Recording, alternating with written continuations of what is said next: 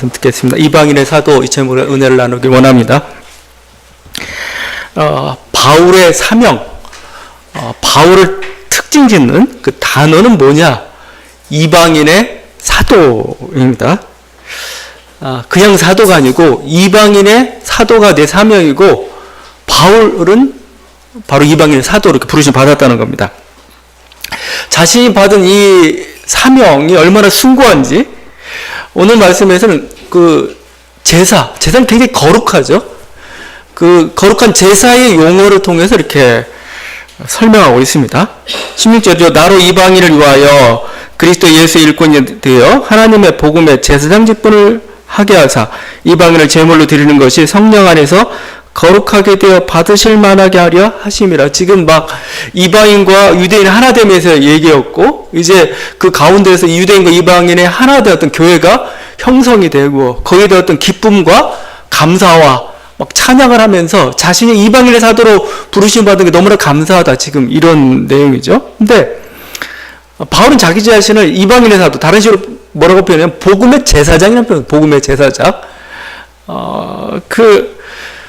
제사라는 그 구약에서 가장 중요한 어떤 하나님을 찬양하고 예배하는 데 가장 중요한 사실 제사였습니다. 근데 바울은 복음의 제사장이고, 제물은 누굽니까? 이방인들입니다. 이방인들. 이들을 하나님께 기뻐하는 제물로 이렇게 드리는 거죠. 이방인이 제물이 된다. 우리 몸이 제물이 된다는 이미 로마서 12장 1절에서 우리 같이 나누었죠. 너희 몸 하나님 기뻐하시는 산 제물로 드려라 이거죠. 제사는 하나님을 가장 기뻐하는 행위고, 마치 그 제사의 어떤 번제단에서 아니면 막 분향단에서 이렇게 향을 피울 때 막 태우는 거죠. 그러면서 이렇게 향이 올라가는 겁니다. 올라가는 거예요. 이게 이제 하늘에서 하나님 흥향하는 거죠. 이게 제사의 가장 원초적인 그림입니다. 이걸 통해서 어떤 하나님께 대한 어떤 감사, 영광, 아니면 뭔가 속죄, 이런 거 다 이루어지는 겁니다. 근데 뭐예요? 바울에게 있어서는 선교가 곧 예배였던 거죠. 바로 이방인들을 전도해서 그들이 하나님의 백성이 되는 것, 그게 바로 마치 하나님 기뻐하신 가장 제물을 드리는, 흠없는 그런 제물을 드릴 것 같다 이거죠.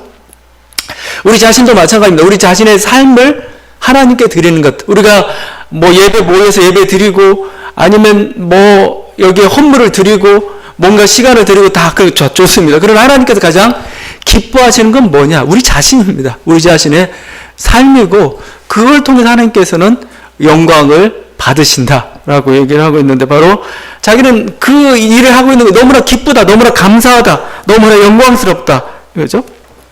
그래서 바울이 이방인의 사도라고 하는 굉장히 특별한 어떻게 보면 사명입니다. 그러니까 사도로 부르심 받은 사람은 많아요. 12사도부터 시작해가지고 다른 수많은 사도들도 있습니다. 자칭 사도라는 사람도 있고 하여튼 사도도 많은데, 사도는 많아요.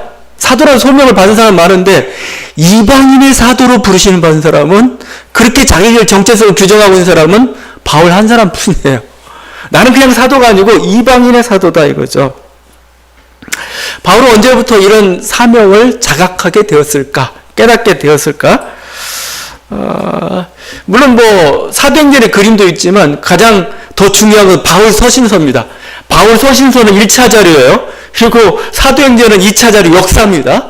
근데 2차 자료에서는 분명히 다메섹 체험을 얘기했는데, 바울은 자기 서신서에서 분명하게 뚜렷하게 얘기하지는 않습니다. 그런데 갈라디아서에서 조금씩 나오는데 이렇게 얘기합니다.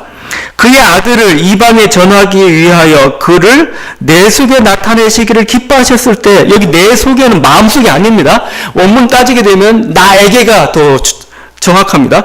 그의 아들을 이방에 전하기 위하여 그를 나에게 나타내시기를 기뻐하셨을 때, 이게 다메섹 체험의 정체입니다. 다메섹에서 바울이 뭘 체험했느냐? 물론 여러 가지 예수를 하나님으로서 만나고 메시아로서 만나고, 물론 가장 기본적인 체험했겠죠? 근데 가장 중요한 건 뭐라고 표현하고 있어요? 이방에 전하기 위하여 나를 택했다는 겁니다. 다메섹 체험의 핵심은 바울의 전환일 수도 있겠지만, 전환의 핵심 중의 핵심은 이방인에게 복음을 전하는 겁니다. 이방인의 사도로 부르심을 받은 사건. 그래서 제가 보니까 다메섹 체험에서 3가지가 이루어졌습니다.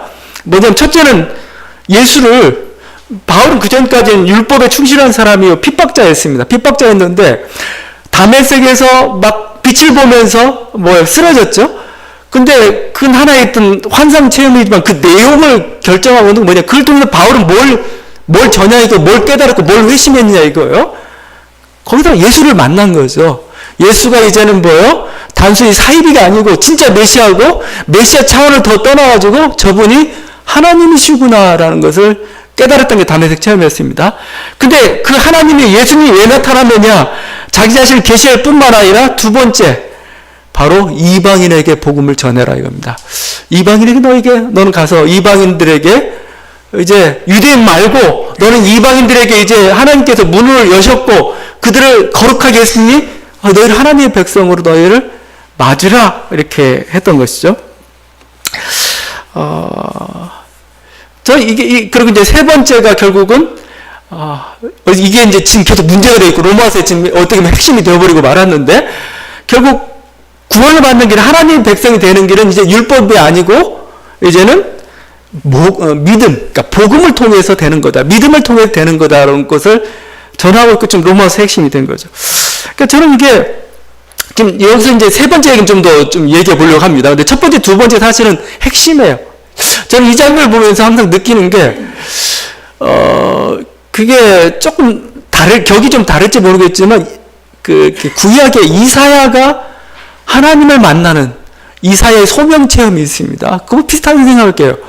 6장이죠. 6장에 이사야가 소명을 체험합니다. 이사야가 제사장이죠. 제사장인데 이 사람이 성전에 와서 이렇게 예물을 드리면서 이렇게 뭔가 분향하고 청소하고 막 이러고 있었습니다. 근데 갑자기 성전 문이 확 열리면서 하늘이 열렸습니다. 하늘이 열리면서 높이 계신 하나님 보좌를 봤습니다.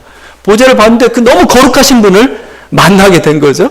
자기는 부족하고 왜소하고 그래서 이제 그 천사들이 스랍들이 그 이사야 입술을 재단 숯불로 이렇게 다 지져주죠. 그러고 나서 하나님이 보좌에 계신 분이 이렇게 얘기합니다. 내가 누구를 보내며 누가 우리를 위하여 갈꼬? 그러니까 이사야가 이제 손을 딱 듭니다. 제가 여기 있습니다. 저를 보내소서. 이렇게죠. 내가 여기 있나이다. 나를 보내소서. 이게 이사야의 소명 체험입니다. 저 완악한 백성이 가서 나의 말을 전하라. 저는 마치 바울이 다메섹에서 이런 체험을 하고 있습니다. 예수 그리스도 높이 계신 예수 그리스도를 봤어요. 저분이 하나님이구나. 그죠? 그 예수님이 뭐예요? 이제 너희가 이방인에 가서 이제 이 복음을 전하라. 이거죠? 이제 하늘의 문이 열렸다 이거죠. 그냥 유대인들만 제한된 게 아니고 모든 백성들 나는 나의 백성 삼기 원하는 네가 그 일을 해라. 이런 소명을 받았다. 이게 저는 직접적으로 받았다고 생각해요. 예수 그리스도로부터. 자, 그런데 이제 문제가 제가 아까 세 번째입니다. 율법과 복음과의 관계입니다. 왜냐면은 이걸 그 자리에서 예수 그리스도께서 직접 계시하셨을까? 야, 더 이상 이제 율법 시대는 지나갔어. 복음만 돼. 이렇게 예수님이 말씀하셨을까? 아니면 이건 나중에 깨달은 걸까? 그죠?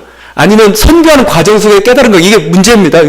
그게 문제냐라고 생각하는데 지금 현대 바울 신학의 가장 문제의 초점이 바로 여기에 있습니다. 다메섹 체험에서 바울은 복음에 대한 확신을 가졌느냐? 이게 바로 칭의론이라는 거죠. 율법이 아니고 행위가 아니고 오직 예수 그리스도 믿는 믿음으로 말미암아 된다. 이거에 대한 확신을 여기서 받았느냐? 좀 후에 받았느냐? 이 문제인데 그냥 말은 단순해 보이고 저것까지 싸우고 그러는지 모르겠는데 지금 싸우고 있어요. 그게 바울 신학에 대한 세관점이라는 표현으로 나오고 있습니다. 근데 저는 직접 예수님의 계시로 이게 주어졌을 것 같지는 않아요. 왜 그러냐면은 그럼 이런 말도 가능합니다. 그럼 다른 사도들은 뭐야 이거예요. 베드로, 야고보, 심지어는 바나바까지 바울한테만 너한테만 율법 시대는 지나갔고 복음만 믿으면 된다고 얘기했냐 이거예요. 그러면 다른 사도들은 뭐예요? 왜냐하면 다른 사도는 지금 혼란스러워하고 있어요. 이게 나중에 한 20년, 초대교회가 생성되고 20년, 30년이 됐어도 계속 율법 문제에 붙고 있거든요. 그럼 다른 사도들한테는 예수님 계시 안 했냐 이거예요. 그렇다면 너만 계시하고 우리는 안 받았느냐? 이 혼란스러운 상황을 설명할 수가 없어요. 저는 그래서 이렇게 생각합니다. 칭의론 약간 시간을 좀 두고 생성되었을 것 같아요. 시간을 두고. 왜냐면 바울이 열심히 복음을 전했습니다. 이방인들을 향해서 이렇게 복음을 전하다가 드디어 문제가 붙기 시작한 겁니다. 그래서 여러분, 그래서 신학이라는 건 뭐냐면 현실이 먼저입니다. 현실이 먼저고 신학은 그것을 해석하는 거예요. 막 신학이 먼저 가는 게 아닙니다. 교리가 먼저 가는 게 아니에요. 교리는 뭐예요? 그러니까 현실이 있고 그 다음에 그것을 해석한 게 신학이고 그것을 뭐예요? 체계화시킨 게 교리예요. 근데 현실이 먼저인데 현실이라는 게 결국 뭐예요? 현실은 직접적인 하나님의 뜻입니다. 하나님 말씀하시기 전에 행동으로 보이신 거예요. 내가 원하는 걸 보이신 거고 신학은 뭐 그걸 정리하는 거죠. 칭의론이 바로 그렇게 전 나왔다고 생각을 해요. 이런 거죠. 바울은 열심히 예수님 말씀대로 이방인에게 복음을 전했어요. 너 예수 믿어. 이제 너희가 하나님 백성이 될 수가 있어. 막 들어왔습니다. 들어왔는데 누가 갑자기 와가지고 야, 이방인들은 쟤들한테 율법 안 주냐? 율법 믿으라고 율법 지켜야 되지 않냐? 이렇게 의문을 제기 시작했습니다. 갈라디아 같은 데 나타나 있는데 막 갈라디아 교인들은 그것 때문에 막 흔들렸어요. 우린 예수만 믿고 불충분한 거야? 이거? 막 흔들리기 시작했습니다. 근데 바울은 자기가 예수님으로부터 이방인을 이제 하나님 백성 삼으라는 그런 소명을 받았거든요. 막 소명을 전하면서 예수를 믿는 자들 이렇게 모았는데 그걸로 충분했어요. 그걸로.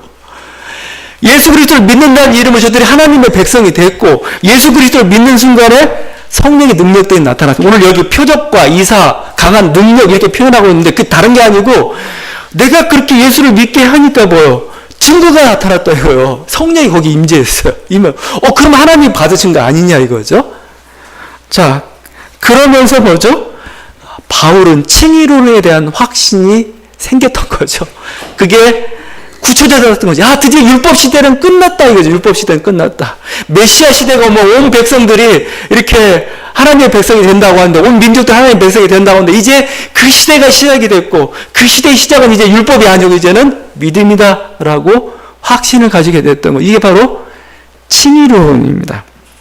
그러면 제가 계속 다른 사도들은 왜 그렇게 됐어? 다른 사도들도 분명히 선교하고 그랬는데도 왜 베드로는 여전히 흔들리고 있고 바나바는 왜 이렇게 혼란스러워하고 있고 야고보는 아예 강경하게 이렇게 나아가고 있어? 가장 중요한 게 뭐겠어요? 바울은 이방인의 사도였기 때문에 그랬습니다. 이방인의 사도죠. 이방인의 사도. 이방인들에게 복음을 전하다 보니까 뭐예요? 이방인들이 보는 거예요. 그들이 실제. 그들의 문제가 자신의 문제가 되고 거기에 대한 답을 찾아간 거죠. 거기에 대한 답을. 이게 사실은 그래서 이 현실이라는 것, 이방인의 사도라는 어떤 정체성 자체가 굉장히 중요합니다. 갈라디아서는 분명히 그 율법과하고 싸우는데 거기에 가장 핵심으로 가고 있는 게 자기는 이방인의 사람으로 말미암은 것도 아니고 예수 그리스도로 말미암아 이방인의 사도로 부르심을 받았다부터 시작을 합니다. 거기서도 복음이 나오는 거고. 그래서 여러분 그 신학이랑 이렇게 시작을 하는 겁니다. 그래서 신학 가지고 현실을 막 무시하고 재단하려고 하지 마세요. 현실이 바뀐다는 게 그건 뭐예요? 하나님 뜻이 그렇게 간다는 거잖아요? 그건 뭐예요? 신학을 바꿔야죠. 신학을 거기에 맞춰야 되죠. 해석해야 되죠. 이걸 우리가 잘 못해요. 그러니까 우리가 교리적이다, 우리가 바리새적이다라고 하는 것은 그걸 못하는 겁니다. 현실은 이만큼 가고 있는데, 현실은 여기서 뭔가 벌어지고 있는데, 그걸 못 쫓아가요. 그 해석을 안 하고 자꾸 과거로 가려고 해요. 그러면 자기는 마치 신앙이 있는 것처럼 얘기하는데 하나님은 뭐라고요? 완고하다 합니다. 완고하다. 너 왜 이렇게 완고하니? 나는 이만큼 가고 있는데 니네가 쫓아가면서 분재를 해석해야 되지. 정리하면서 같이 따라와야 되지. 못 쫓아오는 거죠. 이게 결국은 유대인들이 예수를 죽인 이유입니다. 결국은 뭐죠? 하나님은 앞에서 앞서가고 있는데 못 쫓아가고 자기 교리의 성을 쌓아버리고 있는, 우리도 또 그래서는 안 되는 거죠. 근데 뭐예요?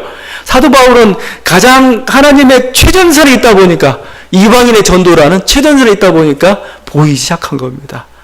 그렇게 해서 칭의론이 나오고, 그게 지금 로마서에서 지금 얘기하고 있는 그런 거죠. 이방인들 수가 많아지면서 결국 갈등이 이제 처음엔 그래서 이제 바울이 이렇게 쭉 하다 보면 작을 때는 문제가 안 됐어요. 작으면 별로 문제 안 삼잖아요. 근데 이방인들이 점점 많아져가고 바울의 영향력이 커져가기 시작합니다. 그러니까 교회에 이제 문제가 본격적으로 붙기 시작한 겁니다. 그게 바로 예루살렘 회의입니다. 예루살렘 회의. 예루살렘 회의가 사도행전 15장에 벌어졌고 또 갈라디아 2장에 이렇게 보도가 되고 있습니다. 근데 갈라디아 2장을 보면 재밌습니다. 서로 만났습니다. 만나서 얘기하는데 이렇게 얘기합니다. 2장 8절인데 베드로에게 역사하사 그를 할례자의 사도로 삼으신 이가 또한 내게 역사하사 나를 이방인의 사도로 삼으셨다고 인정했다 이겁니다. 베드로는 할례의 사도로 세웠고 나는 이방인의 사도로 이렇게 세웠다라고 이렇게 서로를 인정해 준 장면. 그러면서 그 갈라디아에서 보도하고 예루살렘 회의의 최종 결론 중에 하나가 이제 두 가지가 있는데 그 중에 하나가 뭐냐면 선교 영역과 대상을 이렇게 인정하는, 제가 보니까 양해각서 비슷한 겁니다. 양해각서인데 이렇게 되어 있어요. 조항처럼 보이고 그냥 이게 덕담처럼 보이는데 이렇게 되어 있습니다.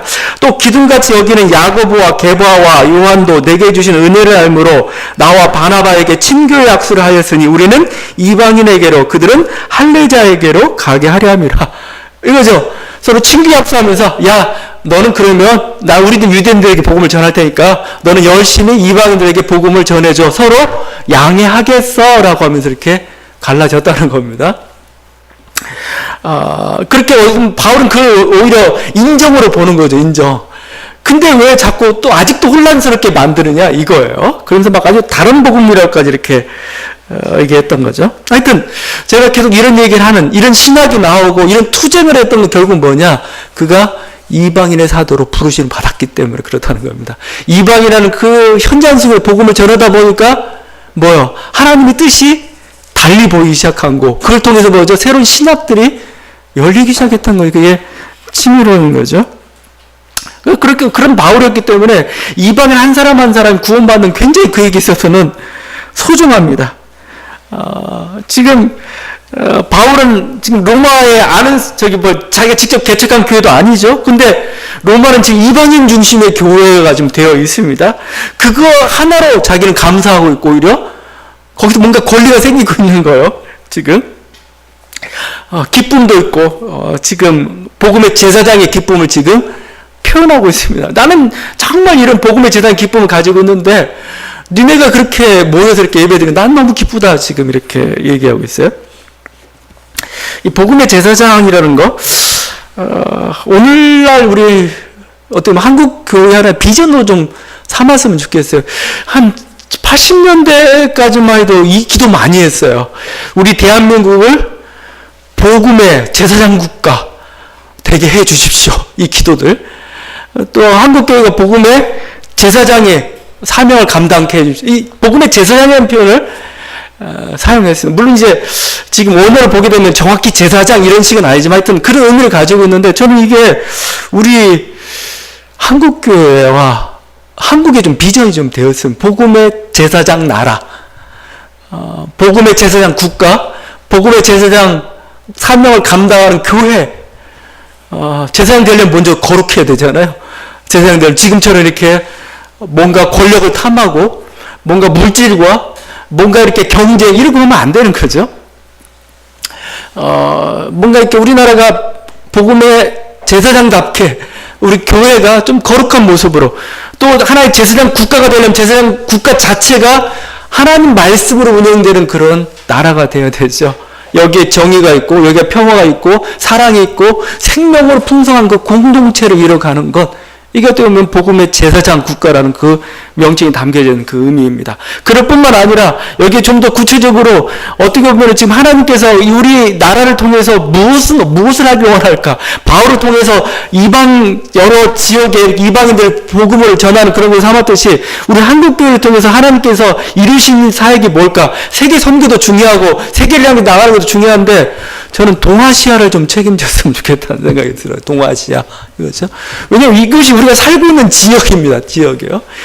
그냥 뭐 동아시아라는 곳, 중국, 일본, 한국, 러시아 동편, 블라고스톡에 해서 그냥 동러시아라고 할 수가 있는 이쪽들이 모여있는 이 지역. 옛날에 우리가 뭐 북간도 뭐 이런 식으로 막 표현을 했죠. 그냥. 한데 이 지역에 하나님의 복음을 전하고 이 지역을 온전히 제사장 국가로 만드는 것, 제사장 공동체를 이렇게 만들어 가는 것, 이거죠. 이걸 그냥 우리들의 온전한 사명으로, 비전으로 좀 받고 기도하고 이렇게 나갔으면 좋겠다. 어떻게 보면 우리를 이 한반도 땅에 우리를 부르신, 우리 한국교회를 부르신 하나님의 뜻이 아니겠는가 그런 생각을 해보게 됩니다. 이게 정말 80년에 사라져버린 그런 우리들의 기도 제목이었지만 다시 한번 우리가 복음의 재생국가가 되어서 우리 민족이 또 이 동아시아 지역에 온전히 하나님의 선교와 나라를 이루는 그런 것들 좀 이루어주면 좋겠어요. 바울은 하여튼 이런 어떤 복음의 제사장으로서 사명을 가지고 이렇게 달려가고 있습니다. 바울은 굉장히 달려가는데 급하게 달려갑니다. 급하게. 바울의 마음은 급했죠. 왜냐하면 바울은 주님이 곧 오실 거라고 믿었습니다. 기대했습니다. 그러니까 어떻게 보면 저는 그걸 그냥 거룩한 착각이라고 이렇게 부르고 싶어요. 거룩한 착각. 왜 안 오셨어요, 주님이? 그렇지만 그러면은 그럼 뭐 잘못 판단한 거냐? 근데 제가 보니까 바울뿐만 아니고 역사상 위대한 인물들은 전부 급박감을 가지고 살았어요. 급박감. 뭔가 자기 때에 뭔가 해야 된다는 거예요, 이걸. 내 때 이걸 이루어야 된다는 거죠. 이런 급박감을 가지고 대부분 다 살았습니다. 그래야 뭐요? 사람이 이제 뭐죠? 좀 나태해지지 않는 거죠. 뭔가 이렇게 막 굉장히 이렇게 다급하게 또 아니면 자기 에너지를 막 끌어모아가지고 이렇게 하죠. 여러분 제가 설교 준비하는데 설교가 언제 나오는지 아세요? 물론 뭐 일주일 동안 준비를 하겠죠? 주일날 새벽에 나옵니다.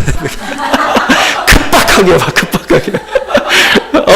예배 빨리 예배 드리러 가야 되는데 막 그 시간 얼마 남아 있지 않고 쪼아야 돼요. 막 쫓는 순간 성령의 영감이 갑자기 부어져나요.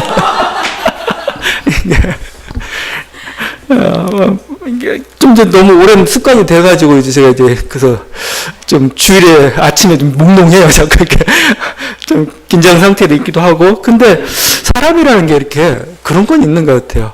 자꾸 그냥 그래 주님 천년에 오시겠지 하게 되면 나태해져 그냥 나태해져 하는데 뭔가 급박감을 가질수록 사실은 부지런해지는 면은 좀 있으면서 제가 거룩한 착각이라고 했는데 하여튼 바울은 그래서 막 급박하게 달려갑니다. 그래서 바울의 성경으로 보게 되면은 이 성교 지역을 딱 그림으로 그려보면 주요 도로들이 있습니다. 도로들을 쫓아서 가는 거예요. 도로들을.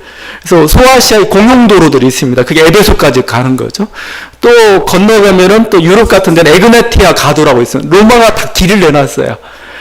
이탈리아 가면 아피오 가도라는 게 있습니다. 이렇게 도로들을 다 내놨습니다. 그러면은 그 도로를 따라가면서 주요 대도시에 가서 복음을 전하는 겁니다. 복음을 전하고 난 다음에 교회가 쓰면은 다음으로 넘어갑니다.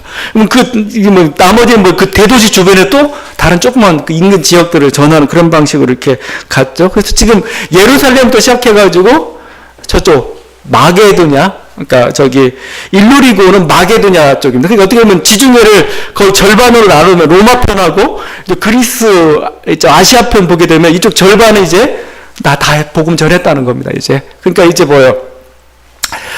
내가 예루살렘에 일이 있으니까 그걸 하고 난 다음에 이제 로마를 가기를 원해. 로마를 통해서 이제 서바나까지 이렇게 가기를 원한다. 이게 지금 이런 계획들을 세웠습니다. 그러면서 자기는 복음을 급하게 주님 오시기 전에 전해야 되기 때문에 효율적으로 전해야 됩니다. 효율적으로. 그 효율이 바울의 성교 원칙 20절에 잘 나타나 있죠. 내가 그리스도의 이름을 부르는 곳에는 복음을 전하지 않기를 힘썼느니 이는 남의 터 위에 건축하지 아니하려 함이라. 그렇죠? 물론 여러 가지 고상한 동기도 있었겠지만 오히려 복음의 효율성입니다. 복음 전했는데 내가 왜 또 이 복음 또 전해?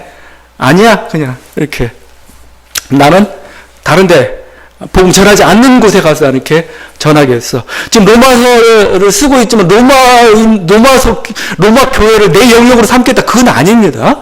로마는 이미 복음이 들어갔으니까 뭐요? 난 거기서 니네 도움 받아가지고 저 서반으로 가려고 하니까 니네 나 좀 도와줘. 이런 거지. 그 남의 터 위에 뭐 건축하려는 그런 게 아니죠. 이건 남의 터 위에 건축하지 않는다. 이건 좀 우리 한국교회가 좀 본받아야 되겠어요. 교회가 우후죽순 교단 분열되어 있다 보니까 정말 서로 영역 침범하고 어떻게 하면 우리 이럴 수 있다는 말이겠지만 상도위에 어긋날 때가 참 많아요. 자기 영역들 푸르지오 아파트는 빛과 생명께 준다. 그다음에 누구 준다. 뭐 이렇게 영역 나눴으면 좋겠는데 그렇게 아니고 막 아파트가 선다 하면 그냥 막 무슨 정말 부동산 막 몰려들듯이 나 몰려가지고 막 이렇게 장사진을 벌이는 그거. 사실 그게 우리 의욕을 사실 떨어뜨린 겁니다. 가끔 가다가 그런 생각이 돼. 내가 이렇게 경쟁하고 뭔가 이런 뭔가 이렇게 뭐 거룩한 선교가 아니고 구원이 아니고 뭔가 영역 확장하던 식으로 이렇게 한다는 거에 굉장히 좌절감 많이 일으키기도 하고 막 그런 거죠. 자, 그렇지만 하여튼 우리들의 이 남의 터 위에 건축하지 않는 이 자세, 사실 이게 개척 정신이죠. 나는 항상 새로운 곳을 향해서 가겠다 이거죠. 그곳에서 하나님의 뜻을 실현하겠다. 이게 사실 어떤 예술가죠, 예술가. 왜냐하면 정말 아주 아무것도 없는 곳에서, 아니면 정말 빈 여백에서, 아니면 그냥 돌덩이 같은 곳에서 작품들을 만들어내듯이 그게 개척인 거죠. 자기는 그 길을 가겠다. 이게 바울의 길이었고 우리들에게도 굉장히 필요한, 또 우리들이 따라가야 될 그 모습. 물론 개척의 길은 힘들죠. 힘들고 어렵습니다. 힘들고 어렵지만 나름대로 보람이 있는 길이 또 이 개척의 길이기도 하고 그렇습니다. 우리 어떻게 보면 지금 막 그래서 우리가 블루오션, 레드오션 이런 표현을 쓰죠. 블루오션이 사실은 개척자가 만들어 놓은 것이죠. 개척자가 처음 자기가 개척이기 때문에 개척은 정말 힘들지만 일단 개척하고 나면 뭐죠? 일단은 뭐 여기서 이익이 많이 나요. 그러다가 이제 뭔가 이익이 많다는 소식을 듣고 막 사람들이 몰려들기 시작하죠. 그러면 이제 레드오션이 돼가지고 서로 치열한 경쟁이 시작이 되는 거죠. 근데 우리 한국 사회는 너무 레드오션이 너무나 많아요. 다 레드오션 같아요. 참, 이 좁은 땅덩어리, 그래서 우리가 살기 굉장히 힘든 것 같아요. 저는 뭐 그냥 우리 이민도 가고, 아니면 뭔가, 새로운 좀 넓은 세계를 향해서 좀 이렇게 조금 나갔으면 하는 생각도 많이 들어요. 근데 하여튼 뭔가 새로운 영역을 계속해서 이렇게 만들어 가야 되는데 이렇게 인구 밀도도 높고 경쟁도 심하다 보니까 참 힘든 세상, 힘든 삶들을, 특히 청년들이 굉장히 힘든 그런 삶들을 이렇게 살아가고 있는 것 같습니다. 하여튼 개척 정신은 찬양받아야 되고, 우리들이 계속해서 이렇게 바라봐야 될, 지지해야 될 그런 모습입니다. 그게 잘 나타나는 게 괴테의 파우스트 같아요. 괴테의 파우스트 주제가 사실은 어떻게 보면 개척 정신일 수가 있습니다. 그 파우스트가 삶에 이렇게 회의를 느끼죠. 뭐 도무지 세상에 뭔가 안다는 게 별로 이렇게 쓸모가 없는 뭐 이렇게 하고 있는데 어느 날 그 악마가 오죠. 맵시토펠레스라는 악마가 옵니다. 악마와 계약을 맺습니다. 네가 지금 굉장히 권태기에 지금 들어가 있고 나른해하고 있는데 내가 너를 여러 가지 경험을 주겠다는 겁니다. 그러다가 네가 어느 날 멈추어라. 너 정말 아름답구나. 그렇게 고백하는 순간이 있다면 네 영혼을 나한테 줘라. 그 이제 파우스트가 그 계약을 하죠. 그래. 뭐 그럼 너 내 영혼 줄게. 해가지고 이제 그 악마가 이제 파우스트에게 여러 가지 경험들을 시킵니다. 사랑을 경험하지만 사랑에서 고통을 경험합니다. 여러 가지 쾌락을 경험하지만 그게 만족을 주지 못해요. 지식의 깊이를 맛보기도 하고 권력을 누리기도 하고 근데 보람이 없습니다. 그러다가 그 신화의 세계까지 여행을 합니다. 근데 만족이 없어요. 그러다가 마지막 장면에서 이제 파우스트가 이 버려진 땅과 습지대를 이렇게 개간한 일에 몰두합니다. 제방과 뚝을 쌓고 버리는 땅을 일고 수많은 사람들을 위한 복진학을 이렇게 만들려는 그런 계획들을 가지고 개간 사업을 합니다. 근데 한참 개간 사업을 하는 동안 막 파우스트가 흥분하기 시작합니다. 이렇게 외칩니다. 오, 머물러라. 너는 정말 아름답구나. 그죠?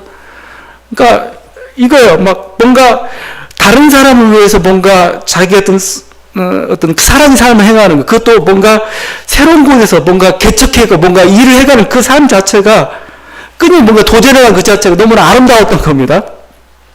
그래서 오 머물러라 너는 정말 아름답구나 이렇게 고백을 하면서 파우스트 마지막을 이렇게 마감합니다. 지혜의 마지막 결론은 이렇다. 자유도 생명도 날마다 싸워서 얻는 자마저 그것을 누릴 자격이 있다라고 하면서 이렇게 마지막 하지만 뭔가 정말 인류의 어떤 보람된 일을 위해서 뭔가 자기의 헌신하고 투신하고 이게 개척이죠.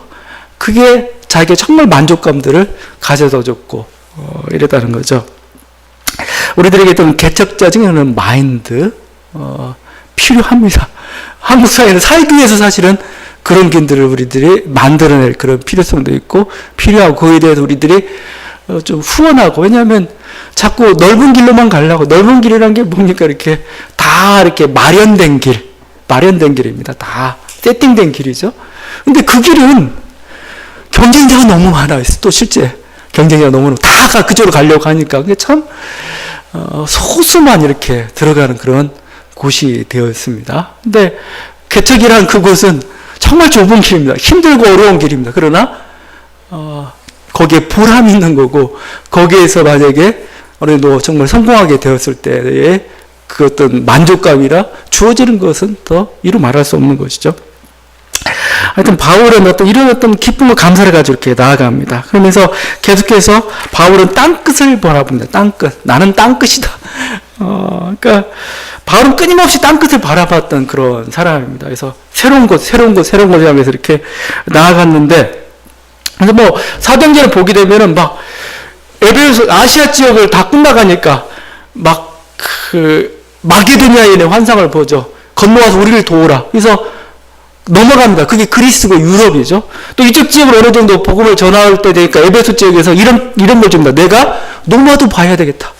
또 로마를 또 보러 갑니다. 로마를 보러 가면서 또 뭐죠? 내가 로마도 끝나는 게 아니고 나는 서바나까지 가야 되겠다.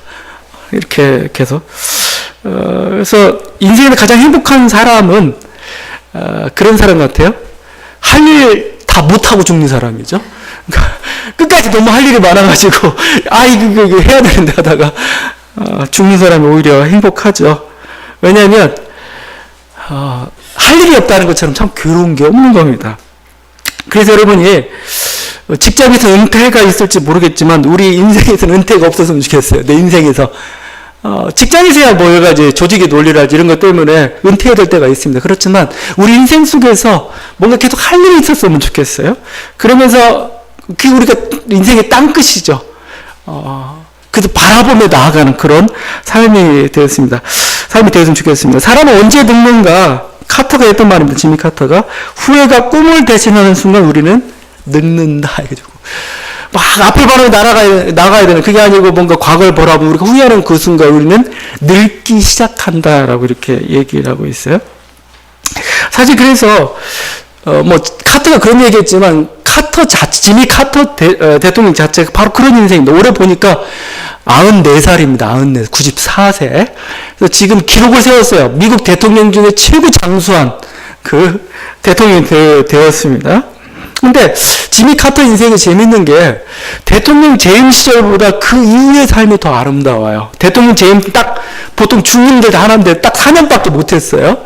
그 또 뭐 이란과 뭐 이런 관계 때문에 뭐 미 대사관 뭐 그렇게 1년 동안 납치 사건 뭐 고립돼 가지고 뭐 여러 가지 사건도 벌어지고 막 그랬지만 하여튼 이런 어떤 그 카터의 모습이었지만 그 이후에 보게 되면은 굉장히 아름다워요. 보통 카터 센터를 만들어가지고 평화와 인권을 위해서 이렇게 달려가고, 어느 곳이든 달려가는 그런 삶을 살았고, 지금 노년에 힘쓰고 있는 게 헤비타트 운동이죠, 헤비타트. 그러니까 가난한 사람들에게 집을 지어주는 그런, 빈곤한 계층에게 집을 지어주는 운동을 하고 있습니다. 이번에 94세 되면서 헤비타트 측에서 이렇게 얘기했어요. 카터와 은퇴라는 두 말은 어울리지 않는다. 이렇게 카터와 은퇴라는 말은 어울리지 않는다.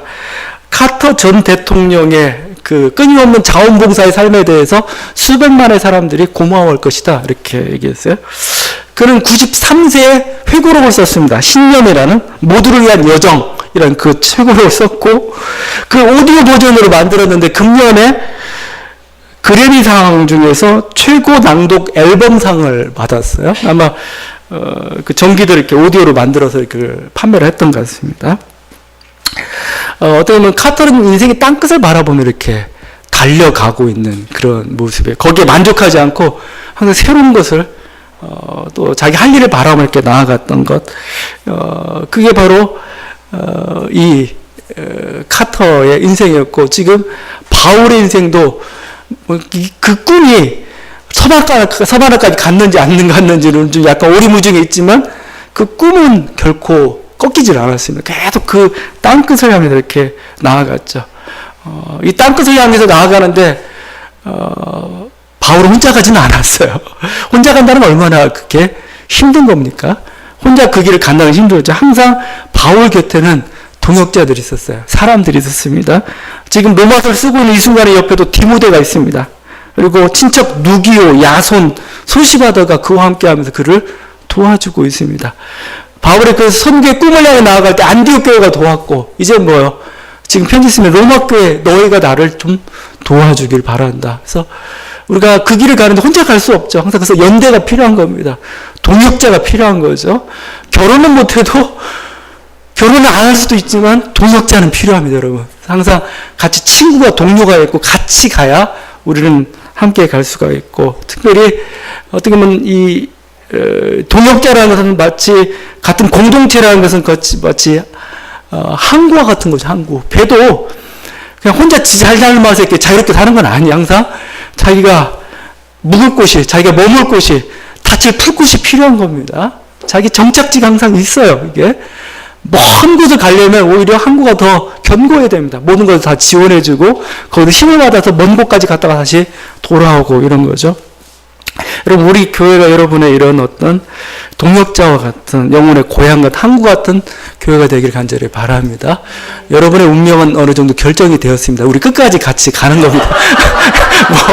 어디 하게 하지 말고 같이 이 교회에서 여러분을 지원하는 교회가 되었으면 좋겠고, 그렇게 되길 바라요. 여러분의 각자의 삶의 인생의 배 속에 여러분이 이루어야 될 그 모습들이 있어요. 분명히 이루고자 하는 것들이 있죠. 그게 하나의 우리가 항구가 되죠. 여기서 지원해주고 또 여기도 위로를 받기도, 다시 도전받고 힘을 받고 다시 여기서 나아가는 거, 이게 교회고, 바울은 로마 교회가 그렇게 되기를 원하고 있고, 또 실제 로마 교회 이렇게 도움을 주어서 그런 생각을 하면 다시 한번 우리 각자의 하나님의 부르신 바가 있습니다. 이 부르신 바를 향해 달려나가는, 땅끝까지 달려가는 저와 여러분 간절히 바랍니다. 기도하시겠습니다.